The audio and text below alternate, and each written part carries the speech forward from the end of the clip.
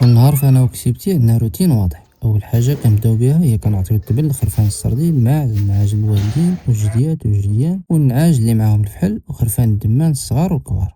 من بعد كنعمرو الماء الكسيبة كاملة وكنديرو فيه فيتامين سي خاص بالماعز والخرفان اللي كيكون ضروري حيت الحرارة كتأثر عليهم بزاف. موراها كنعمرو الماء حتى للدجاج على ما نصاوبو الفلوطور يولي كيتعطاهم اوتوماتيك. بحكم الحرارة حتى هما كنعطيوهم فيتامين سي خاص بالدواجن سواء للصغار او الكبار. بالنسبة للدجاج ديجا عندو العلف ديالو في الوكالة وكنديرو نفس الحاجة مع الكسيبة كاملة، كنعطيو لكل نوع العلف المناسب ليه كميات محددة ومدروسة، وهكا كيكون سالينا التبن والماء والعلف. ما نساوش حتى روي اللي كنخرجوه يدير دويرة في الفيرما كل صباح.